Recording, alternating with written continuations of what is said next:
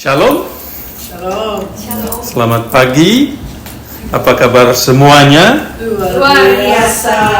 Baik yang ada di sini, yang ada di rumah, yang ada di jalan, dan dimanapun saudara berada. Saya berdoa kiranya Tuhan memberkati saudara semua. Amin. Amin. Saudara, tema yang saya akan bawakan hari ini, mungkin sudah boleh dipasang itunya. Itu apa? Ini. Ya. Nah, Nice. dan ya, kemarin Pak Rudi tiba-tiba bilang dia sakit, sebenarnya beberapa hari, terus dia pikir lebih baik dia cancel. Saya pikir, saya ada di Melbourne kok di cancel gitu.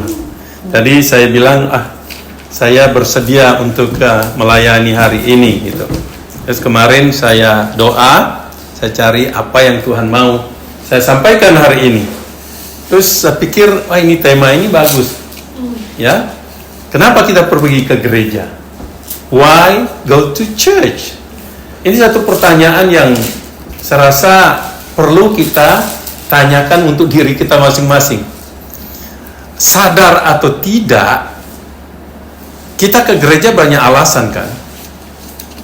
Atau kalau bilang kita pergi kemana pun ada tujuan gitu. Kalau ke mall pasti ada tujuan untuk belanja apalah sebagainya. Kalau kita ke gereja pasti ada alasan, ada tujuan. Mungkin orang yang kesepian di rumah mau cari teman di gereja, ya toh? Itu pasti itu. Jadi segala sesuatu yang kita lakukan itu ada tujuannya gitu. Dan ada orang berkata, kenapa ke gereja? Mau menyembah Tuhan gitu. Tapi sampai di gereja, jujur sebenarnya dia bukan cari Tuhan. Dia kesana oleh karena pendeta itu. Dengan secara tidak langsung dia mengidolakan pendeta itu. Kalau pendeta itu tidak ada di sana, tidak mungkin dia ke sana. Betul enggak? Atau dia ke sana karena musiknya gereja itu. Dengan tidak sadar, musiknya menjadi idolnya. Jadi tujuan kita ke gereja apa sebenarnya? Benar nggak kita menyembah Tuhan? Atau kita mengidolakan sesuatu di sana? Entah gedungnya, entah orangnya, entah pendetanya, bisa menjadi idola. Segala sesuatu yang kita cintai melebihi Tuhan itu berhala. Segala sesuatu yang kita layani melebihi Tuhan itu berhala. Ya, kita harus hati-hati. Dan pertanyaan ini muncul. Dan sebelum kita lebih lanjut, mari kita baca dulu ini dua bagian Alkitab. Pertama Ibrani pasal 10. Saya akan baca Ibrani, kemudian nanti yang yang kisah para rasul, saya minta dua orang membaca itu. Ya. Ibrani dulu. Ibrani pasal 10 24 25. Dan marilah kita saling memperhatikan supaya kita saling mendorong dalam kasih dan dalam pekerjaan baik. Janganlah kita menjauhkan diri dari pertemuan-pertemuan ibadah kita seperti dibiasakan oleh beberapa orang, tapi marilah kita saling menasihati dan semakin giat melakukannya menjelang hari Tuhan yang mendekat. Di sini ada nasihat, ada perintah. Betul enggak? Dikatakan marilah, itu ajakan. Jadi kita harus mengencourage orang, entah lewat telepon, Facebook, WA, marilah. Kita sering itu taruh di Facebook, ayo kita bersekutu, kita belajar Alkitab, ya, dan sebagainya. Marilah, ya. Dan ini orang-orang yang ditulisi surat ini ada kecenderungan untuk sudah mulai lemes imannya, ya, sudah merasa discouraged. Dan mereka itu discouraged masuk akal karena banyak tekanan saat itu, penderitaan dan sebagainya. ada dua kemungkinan orang nak ke gereja, karena banyak tekanan. Yang kedua, karena comfort zone-nya, kenyamanan. Sudah nyaman, malas ke gereja. Untuk apa? Segala sesuatu sudah tersedia. Itu yang membuat orang malas. Nah, saya mau tanya, apa yang membuat kita malas ke gereja? Ya, apa? Yang menjawab kita semua, baik yang di rumah, di mana saja, tolong jawab. Apa yang membuat saudara malas ke gereja? Itu saudara jawab sendiri. Dan di sini terus ada larangan. Jangan kita menjauhkan diri dari pertemuan-pertemuan ibadah kita. Jangan. Kalau sudah dilarang pasti ada maksudnya. Kenapa dilarang?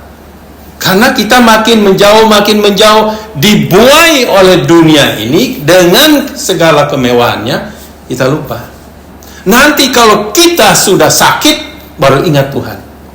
Nanti kalau sudah parah sekali, baru ingat Tuhan. Tapi sedang enak-enaknya di dunia ini, kita akhirnya lupa bahwa ini prioritas. Ya, mungkin kita tidak ke gereja karena ada pekerjaan, gajinya lebih mahal hari Minggu dan sebagainya. Ada banyak alasan kita nak ke gereja. Tapi di sini itu bilang jangan kita menjauhkan diri seperti kebiasaan beberapa orang. Tapi marilah kita saling menasihati. Nah, kadang-kadang sulit menasihati orang. Serba salah. Nanti dibilang kok sok rohani nasihati. Ya betul tak? Ya, kita satu persekutuan itu harus siap dinasihati dan siap menasihati. Itu kondisi kita dalam satu persekutuan. Besar kecil, kalau kita sesama kita harus saling menasihati. Saya berteman di Facebook dan sebagainya. Saya bilang ingat, kehadiran kita di Facebook atau di WA, kita harus siap dinasihati, siap ditegur, dan setiap menerima teguran. Selalu saya katakan gitu. Dan ya, ini menjelang hari Tuhan. Kita tahu kedatangan Tuhan, kita tidak tahu kapan. Tapi kelihatannya makin dekat, tidak makin jauh. Semakin dekat dengan kejadian-kejadian yang kita terima. Oke, mari kita lihat, baca di dalam, di situ tidak ada. Nanti di Doni dengan Robin baca ya. Kisah Para Rasul pasal 2. Tidak ada. Ayat 41 sampai 47. Bagi dua aja.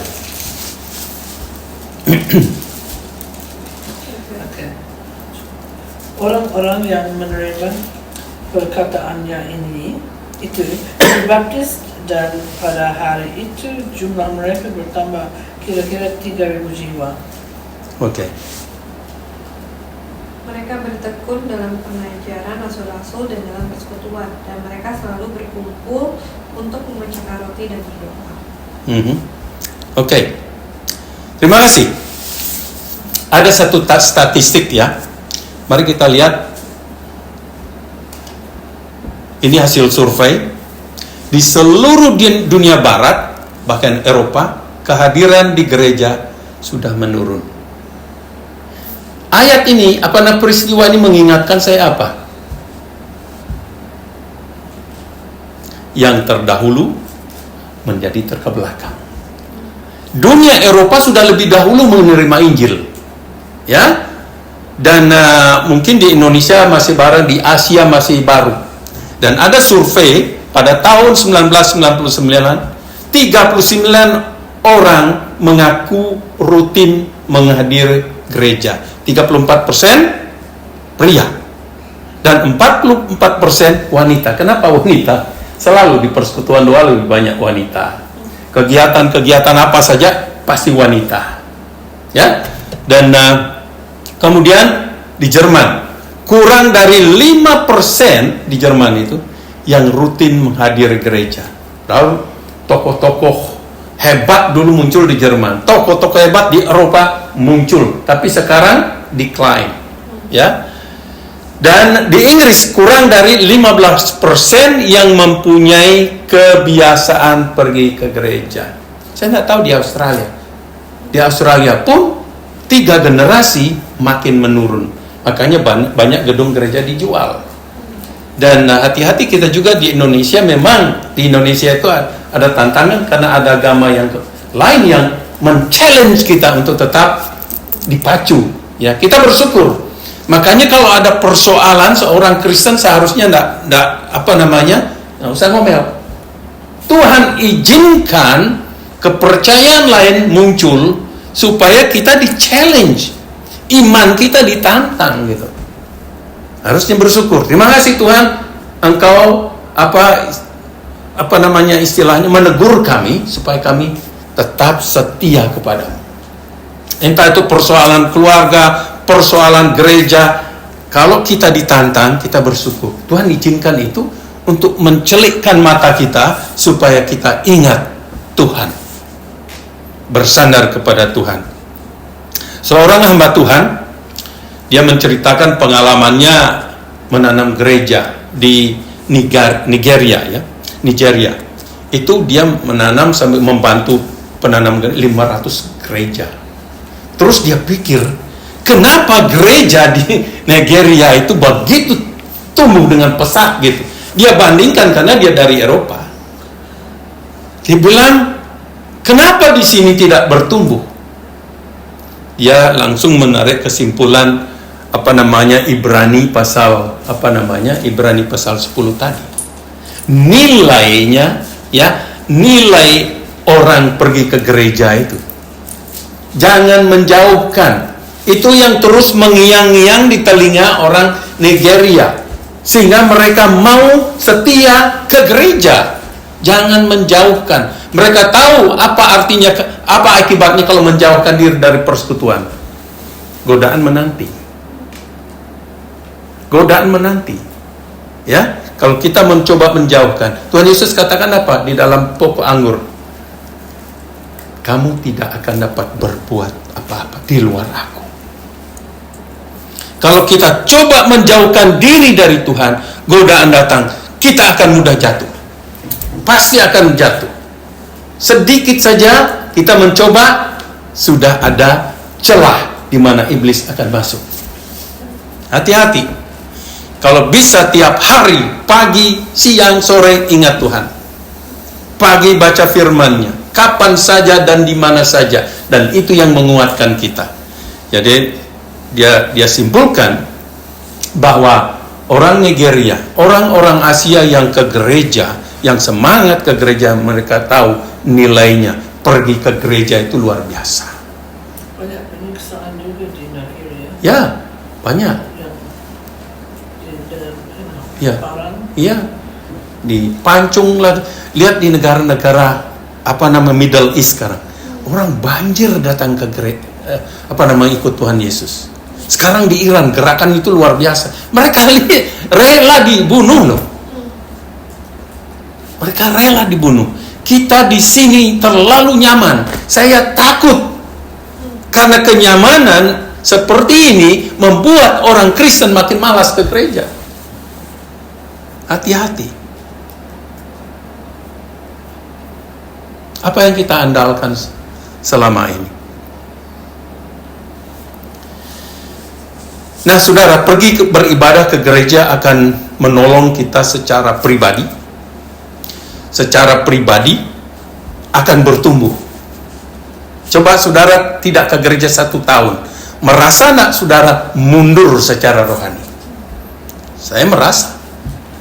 Ya, saya sudah tidak khotbah aja tiap minggu, merasa saya harus pacu diri saya. Ya, ini waktu persiapan kemarin seperti kagok katanya. Biasanya kan setiap minggu saya khotbah. Ini begitu, ini mau persiapan. Jadi makanya setiap hari saya harus baca untuk mengingatkan bagaimana mempersiapkan khotbah itu. Jadi kalau orang 1 tahun tidak ke gereja, saya nggak bisa bayangkan. Mundur. Gairah untuk ke gereja sudah mundur. Ya. Nah, kita akan belajar dari gereja mula-mula. Tadi kita melihat di kitab Ibrani itu dianjurkan, di-encourage untuk pergi. Jangan sampai kita melakukan kebiasaan-kebiasaan. Mari kita lihat. Gereja Kristen mula-mula bertumbuh karena apa? orang-orang percaya bertemu dan bersekutu secara teratur untuk menerima pengajaran, berdoa, melakukan persekutuan yang menyemangati secara pribadi. Kalau kita lihat, kita baca, kita bisa melihat bagaimana mereka bisa bertumbuh. Mereka tidak sekedar kumpul, ada kegiatan yang dilakukan, ya. Apa kegiatannya? Mereka antusias sekali menerima pengajaran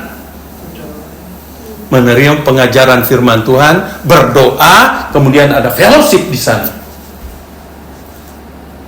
Itu yang membuat mereka terus semangat.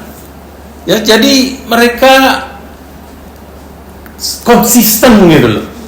Bukan saja di tempat-tempat ibadah umum, di rumah. Saya pergi ke Belimbing Sari, namanya itu desa orang Kristen yang pernah dianiaya, dan mereka bertumbuh di mana, di Bali. Di Bali. Iya. Northwest. Itu masih kebiasaan mereka itu pagi fellowship, mau tidur fellowship dengan keluarga. Sebelum mereka melakukan itu, mereka tidak mau melakukan apa-apa. Maka kalau pergi ke desa itu rapi sekali, desa itu rapi sekali, teratur. Saya pergi 1 tahun yang lalu pergi. Wow, Bapak saya pernah melayani di sini. Saya pikir ini luar biasa. Orang Kristen yang dibuang akhirnya bertumbuh di sana. Makanya saudara, penganiayaan itu diizinkan Tuhan dengan maksud supaya kita lebih mengandalkan Tuhan. Jadi ini orang Kristen mula-mula. Bagaimana dengan kita? The first time there was suffering, penyiksaan, itu untuk menyebarkan Ya. Injil. Ya. Because kalau orang nyaman, dia nak akan pergi ke Ya. mana, dia akan tetap di. Itu yang terjadi di gereja Yerusalem kan? Di Jerusalem, mereka tetap. Tapi mulai penyiksaan, mereka Tersebar, dan mereka menyebar, bukan melarikan diri, tapi memberitakan Injil kemana-mana. Sehingga kisah para rasul itu kisah Roh Kudus. Can't help it. Ya. Jadi mereka mengalami. Coba yang kedua. Belum kedua. Itu poin-poinnya.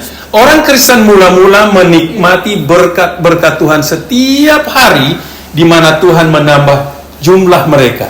Tuhan menambahkan loh. Kita enggak. Mereka enggak menambahkan. Kenapa orang tertarik pergi ke persekutuan mereka? Karena Tuhan menambahkan dan Tuhan mempercayakan jiwa-jiwa baru. Satu alasan Tuhan tidak menambahkan jiwa-jiwa baru karena takut dibantai jiwa-jiwa baru itu. Dengan digosipkan, ya, dibicarakan, dinilai, pokoknya jadinya Tuhan tidak mempercayakan karena persekutuan itu berbahaya untuk orang baru. Saya selalu melihat, karena saya keliling-keliling, mengapa orang baru tidak dipercayakan gereja? Di gereja itu terlalu banyak politik. Kasihan orang-orang baru. Sebagai orang-orang yang diselamatkan, ya, Tuhan memberikan berkat tanpa menambah kesedihan. Tidak ada kesedihan di sana. Penderitaan ada, tapi tidak ada kesedihan. Itu luar biasa kan? Itu luar biasa. Mari kita berbagi berkat ini dengan orang lain yang haus akan solusi nyata dan permasalahan mereka. Jadi mereka berbagi apa yang mereka alami. Tuhan memberkati mereka dengan jiwa-jiwa yang baru, dan orang-orang yang tidak punya bisa menerima berkat. Jadi itu yang mereka bagikan. Wah, itu persekutuan itu luar biasa.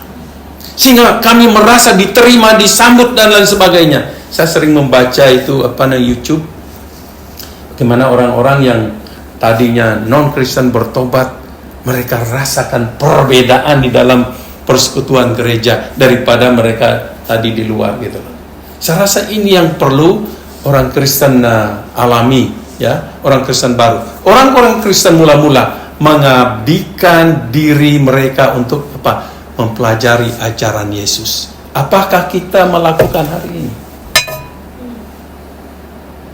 Baca Alkitab, apa yang diajarkan Yesus. Orang Kristen kalau ditanya, siapakah Yesus? Terbatas sekali mereka. Karena mereka alami. Ya, paling-paling dijawab, kata Pak Pendeta begini, kata ini begini. Tapi tidak tahu sendiri gitu loh. Karena tidak mau belajar. Berikut. Umat Kristen mula-mula sering ikut serta dalam perjamuan Tuhan sebagai cara untuk mempererat hubungan vertikal antara individu dengan Tuhan dan horizontal antara individu dengan yang lain. Berbagi makanan dengan seorang dan lihat beberapa banyak Anda dapat melayani mereka sesuai dengan kebutuhan yang mereka rasakan. Ini kita melihat mereka, pelayanan mereka yang dikatakan seutuhnya. Jadi kita tidak cakapkan dengan firman Tuhan juga. Ada kebutuhan rohani, kebutuhan mental, kebutuhan sosial, itu harus dilihat. Karena Tuhan menciptakan kita, Dia hargai setiap bagian dari tubuh kita. Mari kita di dalam pelayanan kita memperhatikan di segala bidang dalam kehidupan kita. Yes. Noni punya kesadaran tinggi untuk selalu bawa makanan itu itu luar biasa. Thank you Noni ya. Jadi ya kita perlu ya. Kemudian orang-orang percaya mula-mula merasa kagum dan takjub dalam ibadah bersama-sama mereka kepada Tuhan. Ada enggak kita merasa kadang-kadang excited, merasakan sesuatu yang mengagumkan gitu, entah pujian, entah kesaksian seseorang, entah firman Tuhan, entah persekutuan itu sendiri, kita merasa wow, Tuhan ada di sini. Walaupun cuma 2 atau 3 orang ada di sini, saya merasakan kehadiran. Ya, jadi ada sesuatu yang yang menakjubkan. Jadi doa mereka dijawab. Bahkan kita baca itu rumah itu goyang kan? Tempat mereka beribadah itu sampai goyang. Itu kehadiran Tuhan. Apalagi di situ. Marilah kita bergembira karena Tuhan kita yang luar biasa, yang bertakhta dalam kuasa dan kasih. Jangan sampai kita kehilangan keajaiban kasih karunia-Nya dan keagungannya yang sungguh luar biasa indahnya. Jadi kalau ibadah itu maksudnya gini, karena kita merasakan kehadiran Tuhan.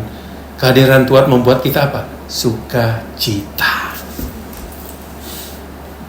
Tidak berduka cita. Walaupun dalam tekanan-tekanan yang mereka hadapi gereja mula-mula itu, tekanan yang mereka hadapi itu luar biasa. Tetapi kenapa mereka ada sukacita? Karena Roh Kudus. Karena Roh Kudus yang membuat mereka sukacita. Mungkin saya sudah kasih tahu, waktu saya ke Kupang, saya sempat renungan pagi gitu. Tiba-tiba menetes air mata. Tapi bukan sedih gitu. Saya sukacita sekali. Wow, ini Kupang ini luar biasa. Baru pertama kali saya masuk ke kota Kupang, membuat saya nangis gitu loh. Kupang itu Is so special. Nggak tahu. There's something spiritual about that. Ya, karena memang ada mujizat besar dulu di sana. Dan orang-orangnya sederhana, tetapi antusiasnya itu loh. Ada semangat yang luar biasa. Dan itu karya Tuhan itu luar biasa. Ada banyak tokoh-tokoh dari Kupang, tokoh-tokoh rohani tersebar di mana-mana. Itu luar biasa. Salah satu itu yang mengalami mujizat, Mel Tari namanya. Dia di Amerika sekarang. Banyak tokoh-tokoh yang muncul dari situ. Dan diperkirakan banyak dari keturunan Yahudi di sana. Ya, Ambon juga seperti itu. Ya, di mana ada keturunan seperti itu, mereka jenius, Dan memang di Kupang ada orang jenius menemukan mesin apa gitu. Ya itu. Jadi ya secara rohani dan sebagainya. Puji Tuhan ya. Terus yang kelima, umat Kristen mula-mula berkumpul dan berbagi kesamaan demi keuntungan satu sama yang lain. Mereka merupakan persekutuan yang saling bergantung secara sosial dan gaya hidup holistik. Marilah kita menyadari bahwa tangan tidak dapat berkata kepada mata, aku tidak memerlukan. Ini bahayanya dalam persekutuan kalau kita tidak sadar. Kita hanya melihat yang menonjol. Yang tidak menonjol kita menganggap tidak bernilai. Saya mau tanya, ini dinding, ya? Kira-kira dinding ini bisa berdiri sendiri enggak? Apa yang tidak kelihatan yang membuat ini bertahan? Actually, I think yang itu bisa. No, there's normally people put kayak besi tebal Yeah. di dalam. Ya, kerangka. Frame. The frame you can't see. But the brick is pretty strong. Ya, tetapi ada glue-nya. Hmm. Kita cuma melihat bricks, tapi yang menahan itu, yang merekatkan, kelihatan. Nah, bagi saya gini, jangan berpikir yang tidak kelihatan, yang tidak menonjol itu tidak berarti. Justru yang tidak kelihatan dalam fellowship kita itu berarti. Tetapi juga jangan yang menonjol itu sombong. Genteng itu menonjol. Tapi genteng itu kok tidak ditopang dengan tiang, hancur kan? Hancur. Jangan kita yang menonjol dalam pelayanan, dalam apa saja, merasa paling penting, paling hebat. No. Semuanya penting, yang tidak kelihatan dan yang kelihatan dalam fellowship kita. Makanya dikatakan, aku tidak perlu. Tangan jangan berkata, aku tidak perlu mata. Dan lain sebagainya. Kita semua saling membutuhkan. Itu namanya persekutuan Kristen. Yang menyatukan siapa? Roh Kudus. Ya, jadi begitu. Persekutuan Kristen yang pertama berkisar pada kegiatan doa, kesaksian, dan pujian. Jadi jangan sampai kita abaikan salah satu ini. Yesus berkata waktu rumah doa itu diobrak-abrik, Tuhan Yesus katakan apa tentang rumah? Rumahku akan disebut rumah doa untuk segala bangsa. Kamu jadikan sarang penyamun, tukar ruang di sana. Makanya saya pernah tegur orang-orang, pergi ke gereja karena arisan. Ini gereja dipakai tukar uang. Ya, jangan sampai pakai dagang-dagangan di gereja. Mereka itu semangat datang karena apa? Akan ada arisan habis itu. Jadi yang pikir tuh arisan siapa yang dapat hari ini. Aduh, saya pernah tegur, ya. Saya tidak mau kasih tahu orang yang saya tegur itu berbahaya. Karena sedikit masalah pecah. Akhirnya yang lain pindah dan sebagainya. Jadi doa itu penting dalam persekutuan kita, ya. Apa artinya berdoa? Waktu kita berdoa, apa kesan kita? Apa yang ada dalam pikiran kita? Bagi saya, waktu saya berdoa, Tuhan, saya tidak berdaya, saya perlu Engkau. Itu aja. Waktu saya berdoa, saya katakan, Tuhan, saya tidak mampu. Waktu saya persiapkan, Tuhan, saya tidak mampu. Kalau Tuhan tidak tolong saya persiapan. Waktu saya bangun pagi mau pergi, Tuhan, saya perlu Engkau. Tahu-tahu ada apa-apa di jalan, saya tidak berdaya. Itu berdoa. Bukan saja meminta, tetapi ada sesuatu di balik itu yang kita perlu tahu apa yang Tuhan mau sampaikan. Kalau kita berdoa dikatakan kita yang ngomong sama Tuhan. Tapi kalau waktu kita diam, Dia yang ngomong kita.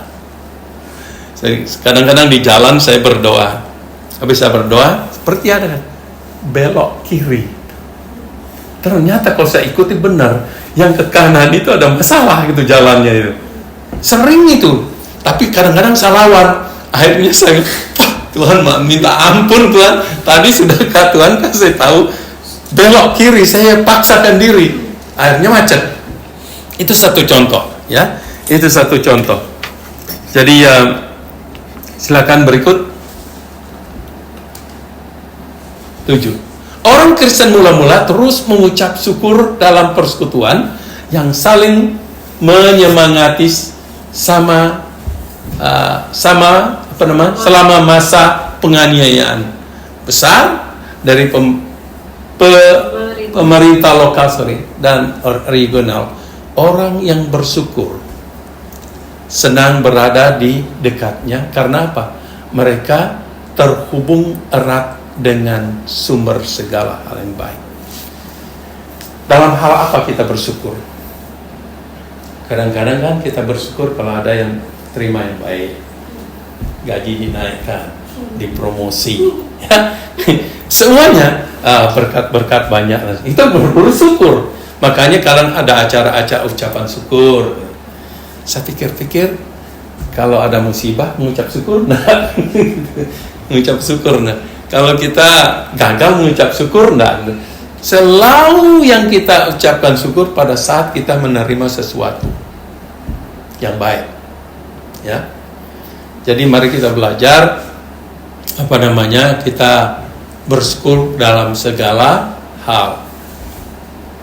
Orang Kristen mula-mula menikmati perkenanan semua orang karena kesaksian bersama mereka yang berasal dari kesatuan yang diilhami Roh Kudus yang menunjukkan kasih Kristiani.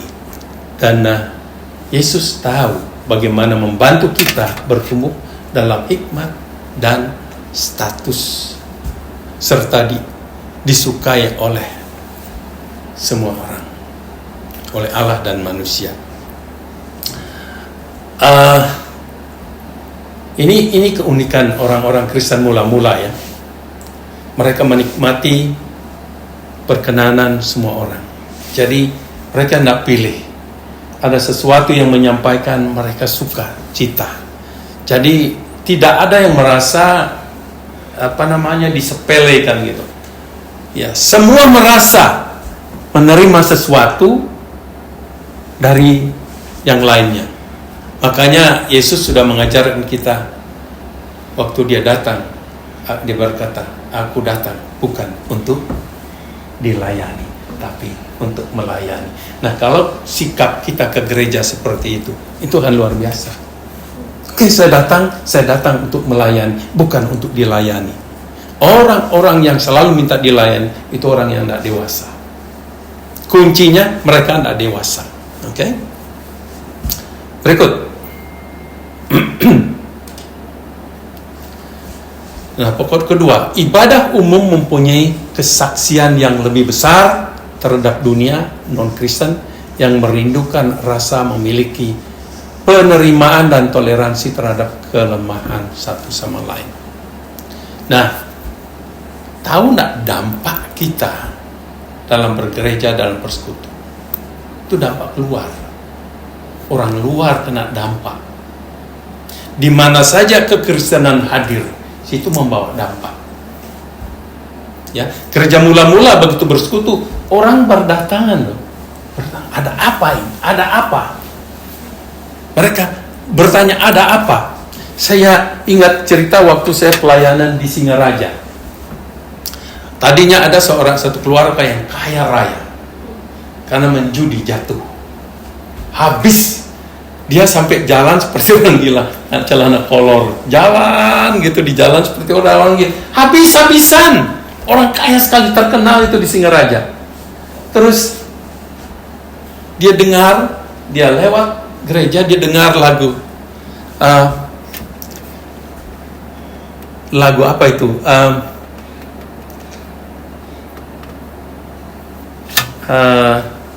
Ku datang Tuhan, lagu itu. Terus dia dengar lagu, kok enak sekali lagu itu. Dia duduk di pintu gereja, dia dengar lagu itu. langsung meneteskan air mata. Ini orang Hindu loh. Meneteskan air mata, apa yang terjadi? Dia buka pintu, aduh dia mau masuk gimana pakai celana gini.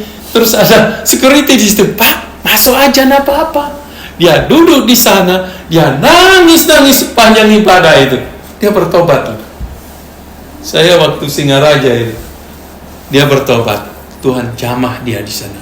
Dan tidak berapa lama dia dipulihkan bisnisnya.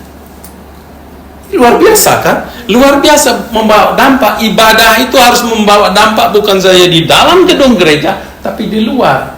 Kita tidak tahu Roh Kudus bekerja luar biasa.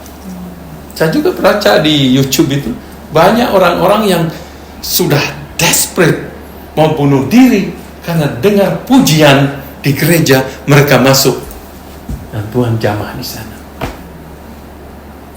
Dan tidak sadar mereka duduk, tapi air mata mengalir. Apa yang membuat itu kalau bukan Roh Kudus? Dampaknya luar biasa kalau orang ibadah. Saya rasa kita berpikir kalau hati kita satu, ingat di mana ada kesatuan, di situ ada Roh Allah bekerja. Kalau Roh Allah bekerja, dampaknya keluar. Berdampak di luar. Karena di dalam rumah tangga kita sungguh sehati, ya, saling melayan satu dengan membawa dampak anak keluarga kita, ya. Dampak, membawa dampak. Persekutuan yang menjadi kebiasaan menjaga setiap orang bertanggung jawab kepada Tuhan dan satu sama lain dalam hal kemurnian, kekudusan, dan kebenaran pribadi. Nah, ini kita saling bertanggung jawab, ya. Itu sebabnya saya kadang-kadang waktu di Crossway ada beberapa teman, ayo kita saling mengasihi, saling memperhatikan supaya kita bisa menjaga kekudusan. Orang yang tidak mau berteman sering bahaya, seperti Hawa jadi menyendiri ngomong dengan iblis. Jadi kalau ada orang sudah mulai melenceng, tugas kita datangi. Memang caranya harus sopan, karena kalau main labrak orang bisa tersinggung dan sebagainya. Tanpa mempertajam persekutuan orang percaya, seorang akan tergoda untuk menoleransi gaya hidup yang tidak suci. Persekutuan itu penting. Saling mengoreksi, saling menegur, saling menasihati, saling itu diterapkan, saling mendoakan. Berikut. Saya cepat aja. Persekutuan yang penuh kasih adalah cara terbaik untuk bersinergi dengan Tuhan dalam merintis dan menumbuhkan gereja-gereja baru yang kuat dan melahirkan banyak persekutuan anak perempuan. Jadi cabangnya. Nah, coba saudara baca di dalam, mungkin terlalu panjang kalau dibaca. Tapi tidak baca ya. Ya. Persekutuan yang penuh kasih. Di dalam 2 Korintus 3. 2 Korintus 3 ayat 1 sampai 10. Adakah kami mulai lagi memujikan diri kami? Atau perlukah kami seperti orang-orang lain menunjukkan surat pujian kepada kamu atau dari kami? Kamu adalah surat pujian kami yang tertulis dalam hati kami dan dikenal dan yang dapat dibaca oleh semua orang. Karena telah ternyata bahwa kamu adalah surat Kristus yang ditulis oleh pelayanan kami, ditulis bukan dengan tinta, tetapi dengan roh dari Allah yang hidup. Bukan pada loh-loh batu, melainkan pada loh-loh daging, yaitu di dalam hati manusia. Demikianlah besarnya keyakinan kami kepada Allah oleh Kristus. Dengan diri kami sendiri kami tidak sanggup untuk memperhitungkan sesuatu seolah-olah pekerjaan kami sendiri. Tidak, kesanggupan kami adalah pekerjaan Allah. Ialah membuat kami juga sanggup menjadi pelayan-pelayan dari suatu perjanjian baru yang tidak terdiri dari hukum yang tertulis, tetapi dari roh. Sebab hukum yang tertulis mematikan, tetapi roh menghidupkan. Ayat ke-7, pelayanan yang memimpin kepada kematian terukir dengan huruf pada loh-loh batu. Namun demikian kemuliaan Allah menyertainya waktu ia diberikan. Sebab sekalipun pudar juga cahaya muka Musa begitu cemerlang, sehingga mata orang-orang Israel tidak tahan menatapnya. Jika pelayanan itu datang dengan kemuliaan yang demikian, betapa lebih besarnya lagi kemuliaan yang menyertai pelayanan Nuh. Sebab jika pelayanan yang memimpin kepada penghukuman itu mulia, betapa lebih mulianya lagi pelayanan yang memimpin kepada pembenaran. Ayat ke-10, sebenarnya apa yang dahulu dianggap mulia, jika dibandingkan dengan kemuliaan yang mengatasi segala sesuatu ini, sama sekali tidak mempunyai arti. Persekutuan yang penuh kasih adalah cara terbaik untuk bersinergi dengan Tuhan. Kasih saya tugas. Kita itu sebenarnya partnership dengan Tuhan, betul nggak? Kita melayani Tuhan, kita partnership dengan Tuhan. Kira-kira kalau kita partnership dengan Tuhan, dampaknya ada enggak? Ya, dampaknya ada. Jangan sampai karena kita hebat dalam pelayanan, kita merasa kita tidak perlu Tuhan.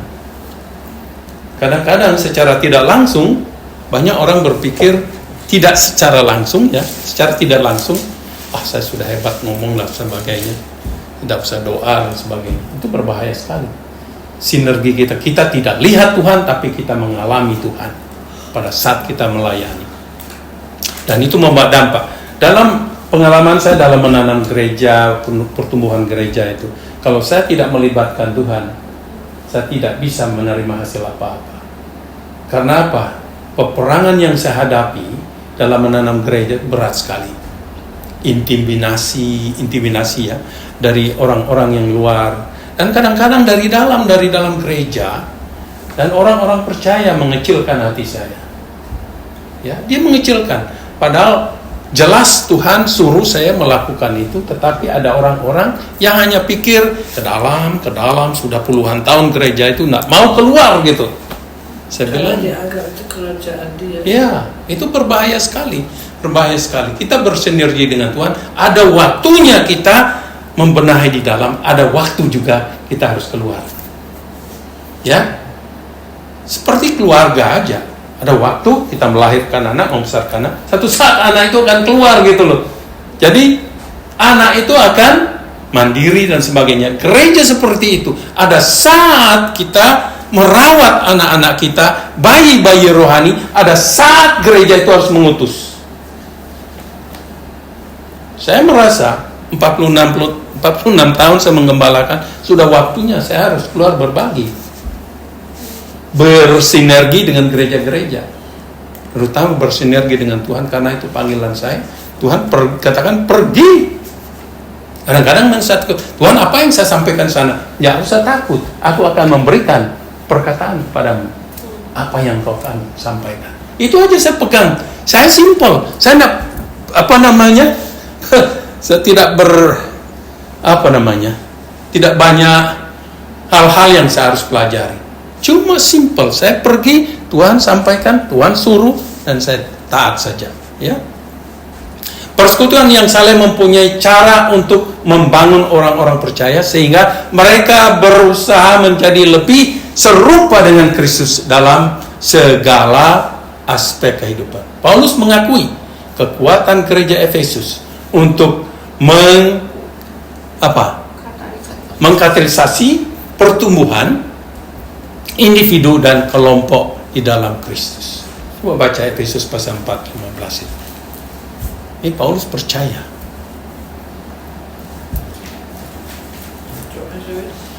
Ya.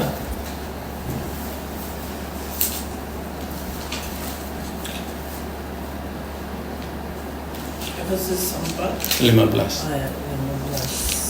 Sedikit lagi. Sebaliknya, Ya.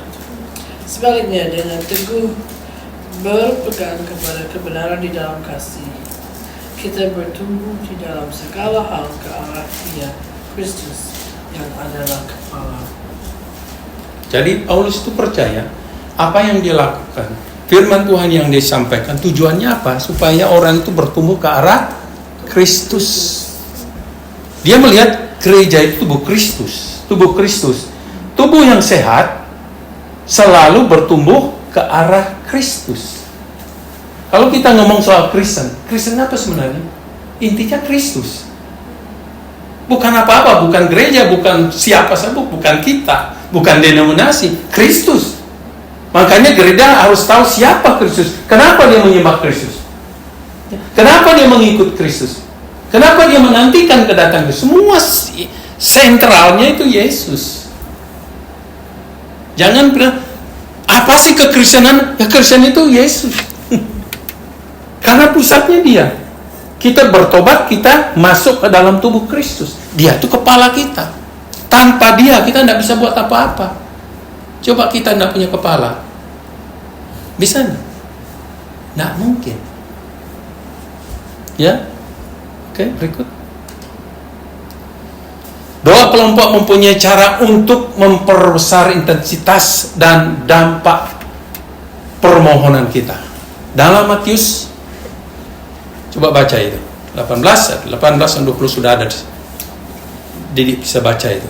Dalam Matius 18 ayat 18 sampai 20, Yesus berkata, sesungguhnya apa yang kamu ikat di dunia ini akan terikat di sorga, dan apa yang kamu lepaskan di dunia ini akan terlepas di sorga. Dan lagi aku berkata kepadamu, jika 2 orang daripadamu di dunia ini sepakat meminta apapun juga, permintaan mereka itu akan dikabulkan oleh Bapa-Ku yang di sorga. Sebab di mana 2 atau 3 orang berkumpul dalam namaku, di situ aku ada di tengah-tengahmu. Apa persoalan? Mengapa doa kita tidak dijawab? Kita sepakat. Dicurigai lah. Pokoknya kita berdoa itu, wah doa ini bukan begitu. Kalau Roh Kudus yang pimpin, pasti ada kesatuan. Mengaminkan, mengiyakan doa yang dipimpin tadi. Tapi kalau kita sudah curiga, kita mendikte doa orang itu, tidak sepakat. Jadi bukan Tuhan tidak mau menjawab, Tuhan mau menjawab. Kalau waktu kita meminta sehati, sepakat, pikiran kita, hati kita menyatu dengan orang yang berdoa itu. Nah, mari kita tanyakan, kita sepakat waktu kita berdoa untuk persekutuan kita? Ya. Berikut. 2 kelompok dijanjikan jawaban oleh Tuhan. Matius 18 ayat 9 tadi. Apa nama jawaban Tuhan? 2 kelompok. 2, 3 orang.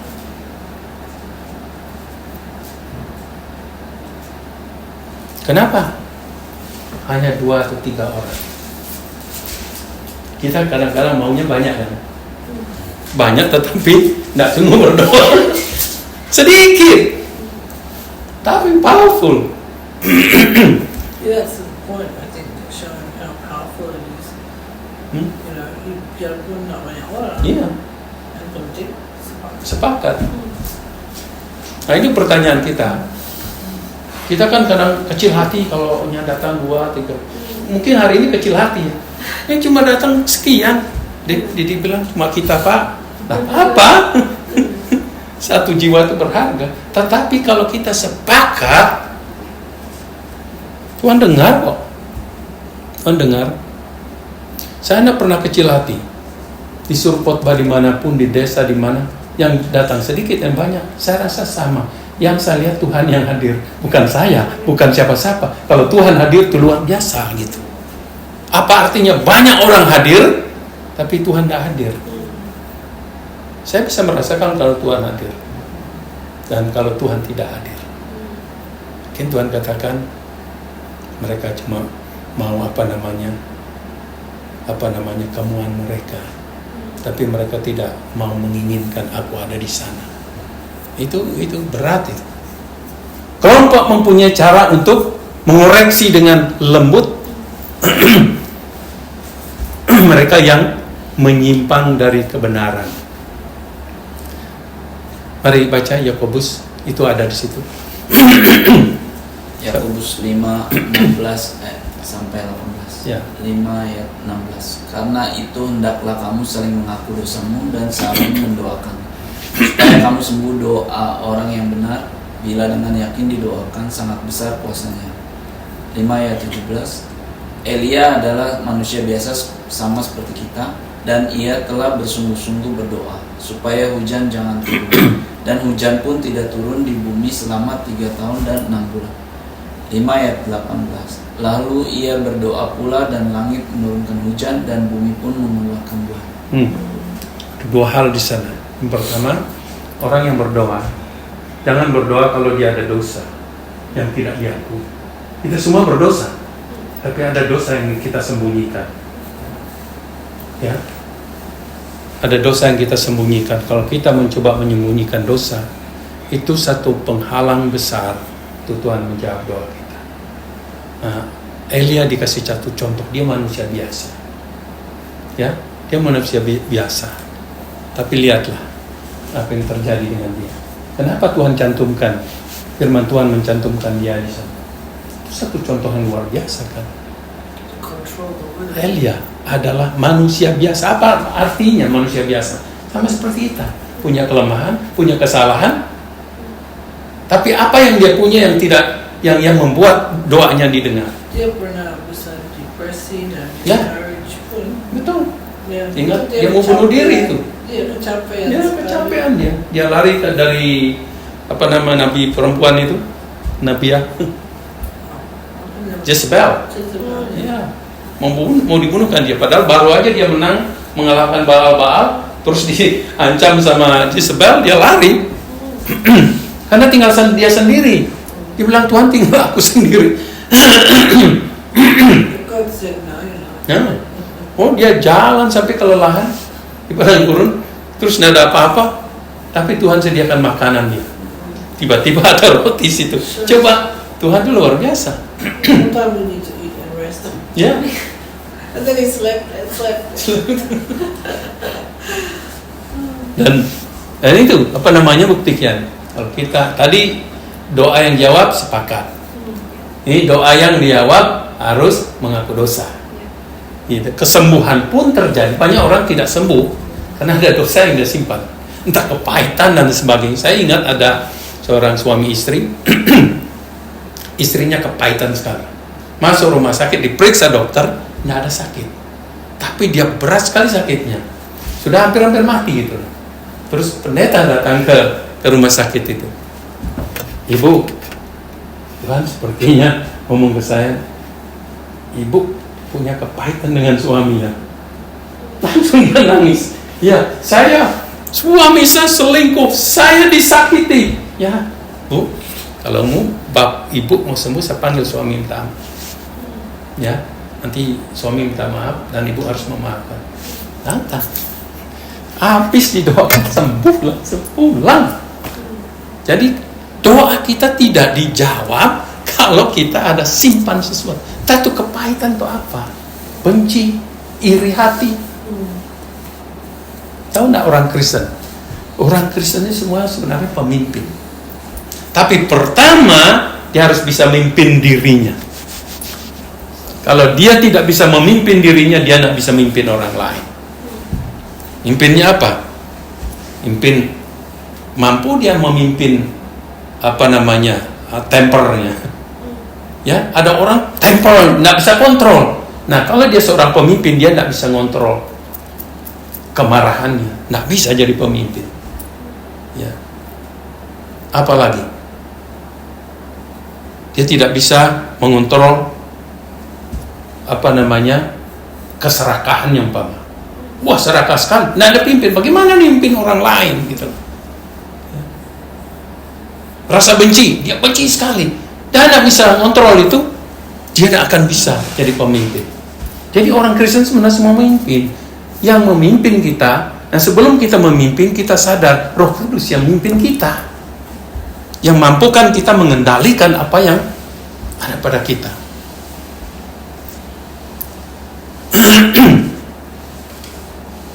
Ya sudah selesai.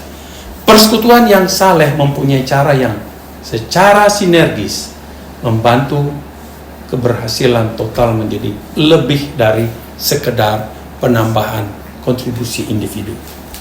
Banyak orang tidak mengalami keberhasilan karena apa? mereka berusaha melayani Tuhan sendirian. Ya. Sebenarnya kita harus berpikir, apa yang kita lakukan itu yang Tuhan yang memungkinkan kita bisa melakukan. Coba Noni belajar itu keyboard. Itu karena pingin melayani Tuhan. Tuhan bantu, walaupun belajar di YouTube. Ada kemauan, di mana ada kemauan di situ ada jalan, kan ada begitu peribahasa. Jadi kalau kita motif kita sudah bagus untuk dipakai untuk Tuhan, pasti Tuhan tolong kok. Saya dulu waktu sekolah Alkitab, saya kan orangnya minder, ini mau khotbah gimana ini menghadapi orang gitu loh. Saya berdoa, terus tes kan kami ada ujian berkhotbah. Ini depan murid dosen dan sebagainya khotbah. Dapat juara saya. Karena saya minder sekali. Aduh Tuhan, bisa nggak saya? Dapat nomor 1 khotbah saya. Coba, bukan karena saya gitu. Saya serahkan, saya andalkan Tuhan. Dan saya dapat nomor. Kemudian terakhir, silakan baca. Ya. Seluruh keluarga dapat dilatih. Coba Didi baca. Seluruh keluarga dapat dilatih dengan baik dalam kesalehan melalui persekutuan gereja. Tanpa keterlibatan teratur dengan tubuh Kristus, ada sesuatu yang hilang dalam pelatihan seluruh anggota keluarga yang akan mengarah kepada perilaku yang tidak berfungsi. Ya. Disiplinlah diri Anda untuk tujuan kesalehan, karena kesalehan bermanfaat dalam segala hal. Ya. Anak kita tidak cukup dididik di rumah. Ya, ingat, anak kita perlu didik dalam gereja. Saya melihat banyak anak-anak itu terlibat dalam pelayanan karena kita konsisten mendidik mereka di rumah, konsisten mengajak mereka ke gereja. Mereka bertumbuh dalam lingkungan yang sehat. Ingat, di sekolah mereka kadang-kadang tidak tumbuh dalam lingkungan yang tidak sehat. Jadi harus perhatikan anak kita. Ya, perhatikan. Gimana? Itu firman Tuhan yang kita bisa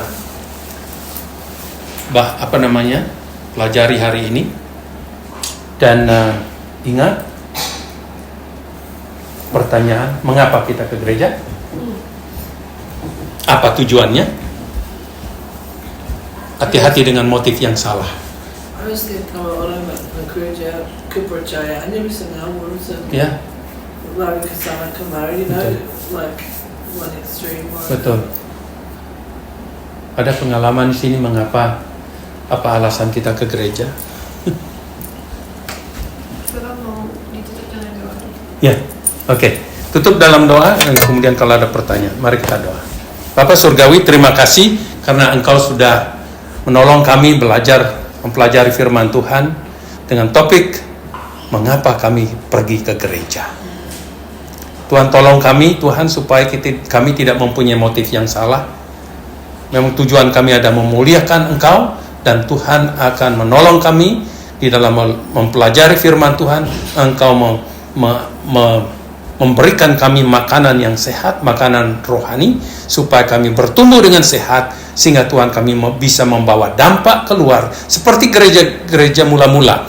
Mereka belajar firman Tuhan, mereka berdoa, mereka bersekutu, dan mereka berbagi apa yang mereka punya, dan dampaknya Tuhan, mereka diberkati, dan komunitas diberkati, dan dunia diberkati.